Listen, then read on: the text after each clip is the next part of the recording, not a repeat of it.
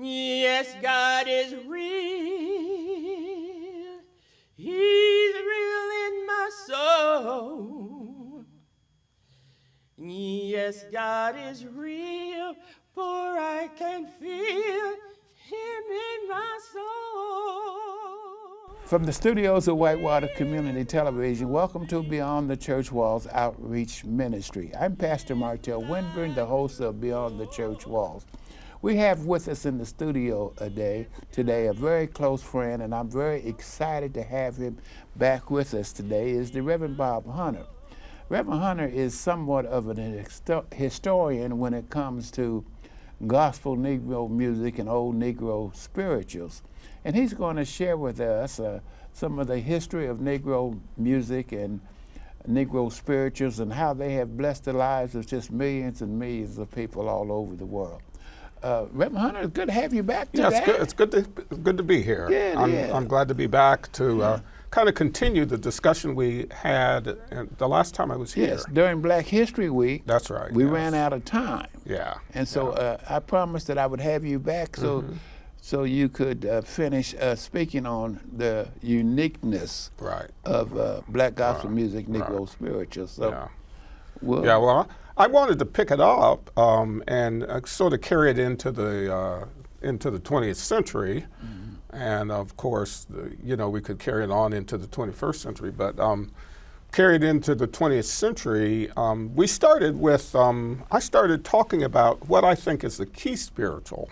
Last time I was here, I talked about the key spiritual, which I thought was "Go Down Moses," because that kind of defined the relationship of the enslaved Black community to this country.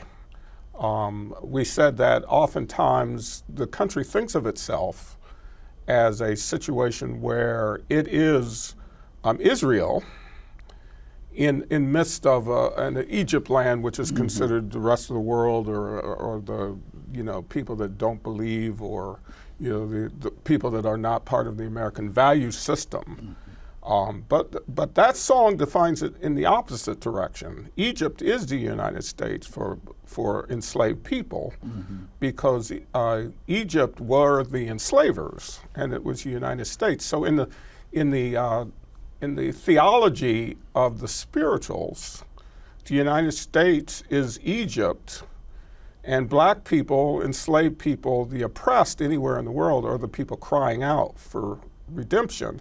And that starts out two different, you have Black Christians and white Christians, but you're starting on different firms, different grounds, as it were, when we're talking about who is what, in the Christian parlance. And so when the slaves were reading their Bibles, or the Bible was read to them before they developed the ability to read in English, you had them thinking about those things in quite a different way.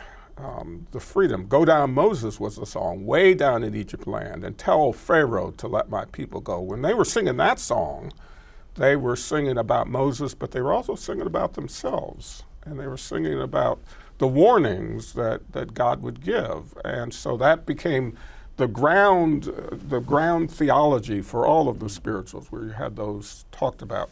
So I want to talk about where that went. So we talked about that last time, and we said that a lot of those spirituals were grounded in that kind of theological position. Sure. That steal the way to Jesus was stealing away to the Underground Railroad to escape the captivity of enslavement. And so that becomes a part of the parlance and the songs of the Black church, even beyond the spirituals. And I'll talk a little bit about some of the songs beyond the spirituals. But after slavery, slavery disappeared, and for about a 12-year period, slaves and the Black community began to develop. It began to develop scholars and brilliant people, senators and congressmen. All of that developed soon after slavery, but it was only 12 years before the whip cracked again. This time not in direct enslavement, but in a system called convict lease system, and it was in this system of taking people, grabbing them off the streets and putting them back into jail for made-up laws, vagrancy laws, all kinds of things. Chain gang. Chain gang kind of thing. And so convict leasing system was a system that was taken up, the convict leasing system. And so it was in this convict leasing system that black people were enslaved again and put back in the plantations and whatnot. Shanghai. And so they were put on road crews to work crews on the roads. All of that sort of thing was what was happening. But that was the form of new slavery or different type of slavery. Yeah, it was a sort of a legalized slavery. It was this notion that which captured people again, and that became the challenge between police and the black community, because the police were operating in this vein of finding black people to re-enslave because they were supposedly breaking some law of vagrancy or whatnot. And you began to have They just made up laws. Yeah, made up laws that were made up to re-enslave black people. Could we tie sharecropping in it with that also? Yeah, sharecropping sort of continued out of that. So you had black people who were working for very little pay. Now, a little bit different from the convict leasing, because those were people that were arrested. Sharecropping was, you'd grab people and you'd enslave them, and you'd get them involved in debt. And so well, they lived in the master's house, or shack. Yeah, there were shacks on the Lived master's on his property in his house, traded at his store, Right, that's borrowed right. money from him. So they were handicapped. They were locked in as slaves. Right. They were captured by debt. By debt, sure. By debt. They were captured by debt. And so you had that period. Now, the black leadership at this time was mostly a guy by the name of Booker T. Washington. I think most people have heard of Booker T. Washington. And Booker T. was trying to figure out how to save the lives of black people that were being beaten, robbed in this legalized way, or robbed deliberately by other people. Property stole from them. Right, all kinds of things were happening to black people. So he decided that he would posit a theory of black people. And now we're going to get to some songs in a minute, but I want to lay this history down so we can get a sense of it. So he decided that we would that the black people needed to earn their right. So he began to talk about black people working hard with their hands and not trying to get social equality with white people. We will just work together, and we'll prove to white people that we're hard workers and we'll work with our hands and not with our brains. And that was of course very controversial, because it was a play into white supremacy. He wasn't a white supremacist. He was not fooled by white supremacy, but he was looking at the broken bones of the people around him and the lynchings that began during this period. And he said, let's just try to do it this way. And he did that into the 1900s and plus. He wrote a book called Up with Freedom. He gave a speech at one of the great conventions in Atlanta, Georgia, and at one of the world fairs, or the world expositions as they were called at the time, and gave this famous speech, up from slavery. And that just didn't work. I mean, black people were still being beaten and robbed. There was a horrible race riot in Atlanta City, and he went out himself and got himself a gun. Said, we got to protect black people. Well, about this time, there were a number of other black leadership developing, and they said, no, we gotta do something about this. Now, what's going on in the background is there are more and more people from rural, black people from rural, moving into the cities. And as that began to happen, this leadership began, and Du Bois, who began the Niagara movement, started that.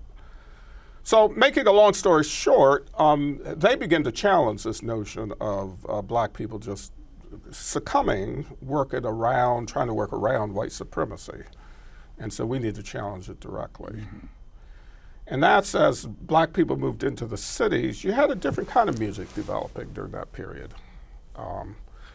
And that was the era of the big churches, big black churches in various cities, various places, and the development of the mass choir began.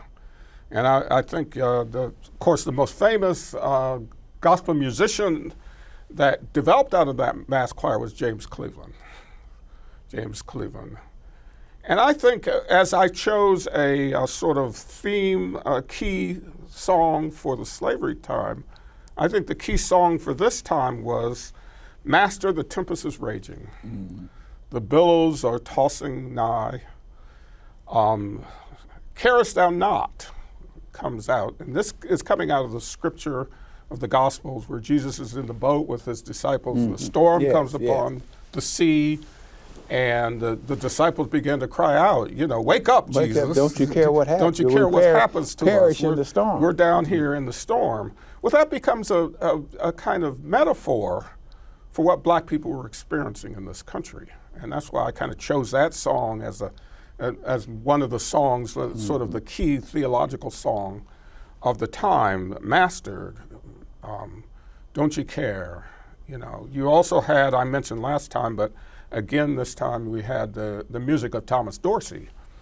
And Precious Lord, take my hand, lead me on, let me stand. I'm tired, I am weak, I'm woe. Through the storm, through the night. There you have that storm again. Mm-hmm. So the metaphor that shows up in a lot of those songs are the storm imagery. That black people were in the storm. This is the experience that black people are facing as they moved into the cities. It's like a storm. Things didn't dissipate, racism didn't go away, slavery did not, the end of slavery did not bring about freedom for black people. And today that really needs to be understood because you hear a lot about, slavery ended a long time ago, so what's the problem? Well, slavery didn't end. I mean, the legalized slavery, the specific technical slavery ended. But there was still slavery. You still had this convict lease system. You had sharecropping where you were owned. And that wasn't just black people. That was black and white people. Black and white people organized together during that time. There was a place in Arkansas where the black and white people began to work together to try to get rid of the system of sharecropping, which had them in debt all the time. And they began to work together. And it was racism. What the reason that didn't succeed was that they began to interject racism. So poor people working together was split apart by racism.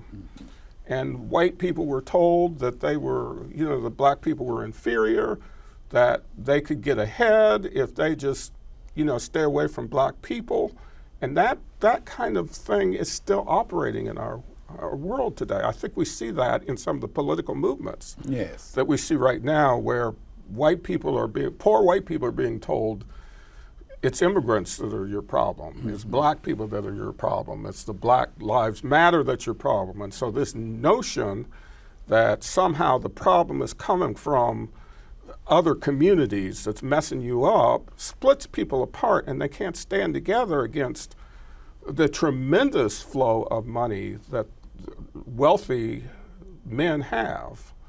There are 8 men in this country that own more than half of the money of the rest of the country. They own more money than the rest of the country put together. There's something wrong with the system that develops that. And so the racism is always interjected when the rich want to keep their money and they want to keep the system to themselves. And so poor white people are often struggling as much as black people. But they're being told that their problem is black people, not that there's a couple of people here that own all the money in the world and can buy any politician they want to. They can buy the politicians. So that's one of the struggles. So this notion of the storm shows up in the songs.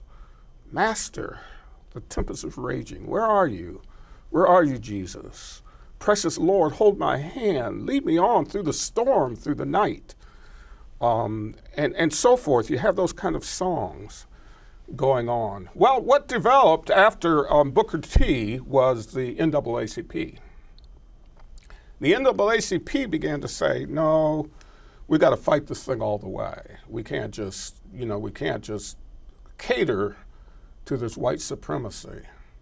We cannot. One of the architects of the what was called the Niagara movement that developed into the NAACP was Du Bois.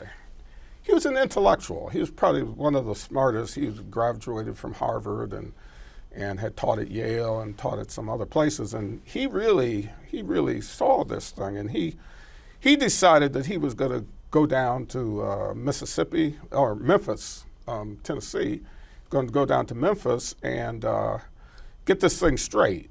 And he had a lecture all prepared. He was going to tell the story of how black people were being treated. And he was going to correct this thing intellectually. And he walked into a shop and he saw fingers for sale. Fingers of black men who had been lynched. Fingers of a white woman who had been lynched. And he said, oh my Lord. He said, let me get out of here. Let me get out of here. This is my lecture is not going to touch this. We're going to have to get out to the streets and stop this. The brutality, he just didn't recognize the brutality. And a lot of us today do not recognize the brutality. That's why it's hard.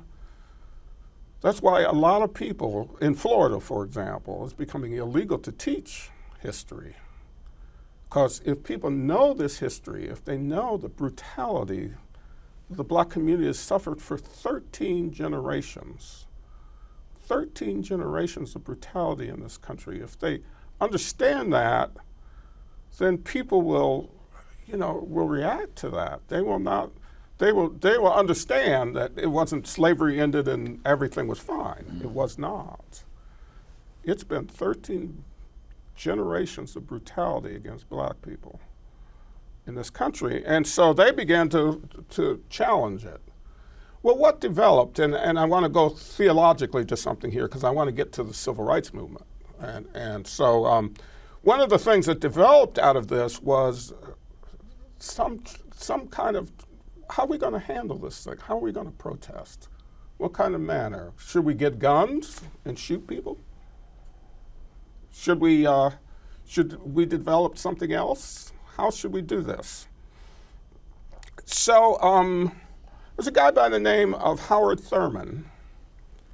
And in 1935, he went on a trip to India. That was Mahatma Gandhi in India, and began to develop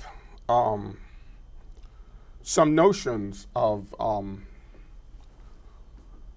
And so in India, he met with Gandhi, and he began to develop some notions of nonviolence. He came back and he wrote a book called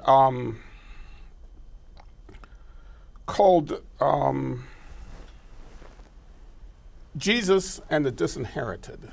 And it was out of that book that the civil rights movement began to develop. And Martin Luther King read that book, and that became his challenge. So it was in that experience of having met Thurman, having read that book, and Martin Luther King would carry that book wherever he went, that the nonviolent movement of the civil rights movement began to develop. And the NAACP and the Crisis magazine began to publish this notion of nonviolence, and black people developed theologically a notion of nonviolence. And it was in that time that these spirituals came back Woke up this morning with my mind stayed on Jesus. Except they sang stayed on freedom. You know, they began to interpret what Jesus meant coming out of this Jesus and the disinherited. And so it was in that time that they began to see that the spirituals came back, reflecting on what Jesus was calling them to do. So that becomes a theology of the recent local church, the recent black church, is the theology of Jesus being a part of the struggle. We return to that early notion in the spirituals that Jesus is a part of our struggle. Steal away to Jesus became woke up this morning with my mind stayed on Jesus because Jesus represented freedom.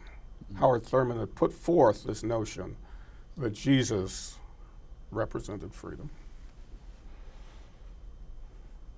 Well, we have with us in the studio today a young man who is a gospel singer, and he's going to share with us a song, a Negro spiritual, that the Lord has placed on his heart. His name is Michael Lynch. Fantastic singer, loves the Lord with all his heart. I know Michael well. Yeah, I played for him many times. So Michael's going to share with us right now a song that the Lord has placed on his heart.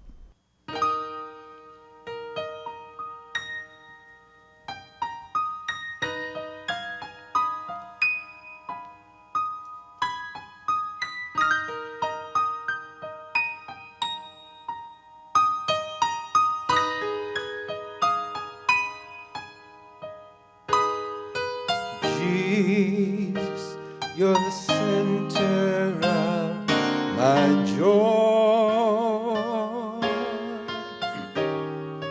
All that's good and perfect comes from you. You're the heart of my contentment, hope for all I do. Jesus, you're the center of my joy. When I've lost my direction, you are the compass for my way. You're the fire and light when nights are long and cold. In sadness, you are the laughter that shadows all my fears. When I'm all alone, your hand is right there to hold. Oh, Jesus, you're the center of my joy. All that's good and perfect comes from you.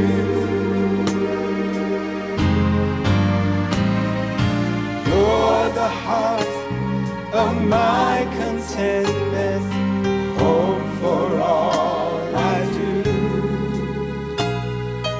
Jesus, you're the center of my joy. You are why I find pleasure in the simple things in life. You're the music in the meadows and the stream. The voices of the children, my family and my home. You're the source and finish of my highest dream. Oh, Jesus, you're the center of my joy. All that's good and perfect comes from you.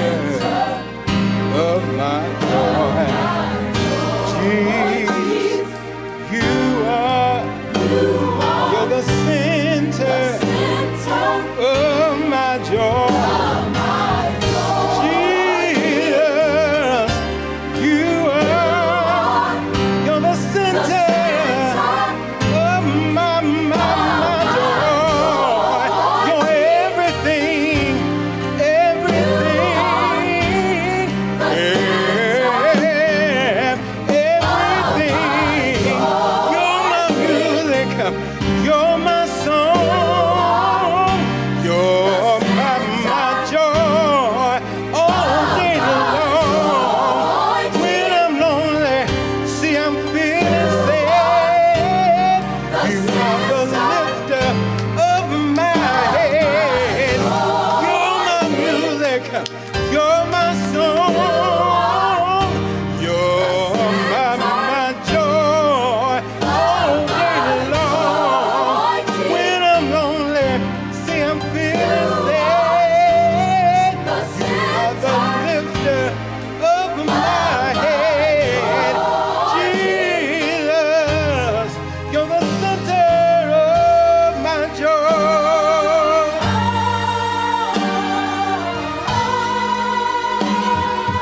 Oh, my joy. Well, Bob, we thank you for coming and sharing with us today. And we hope and pray that those of you who are in our viewing audience received a blessing today and a very good lesson. You taught a very good lesson today, and I hope that a lot of us will tune in and will listen to what Reverend Hunter had to share with us, and not only listen, but to share it with others. Again, for your family members and friends who are outside of our viewing area, we ask you to share with us our YouTube address, Beyond the Church Walls Richmond YouTube, Beyond the Church Walls Richmond YouTube, that they may enjoy the program Beyond the Church Walls. May God bless you, and may God keep you until we meet again. Reverend Hunter, thank you for being Thank you. with us. Glad to be here. Amen.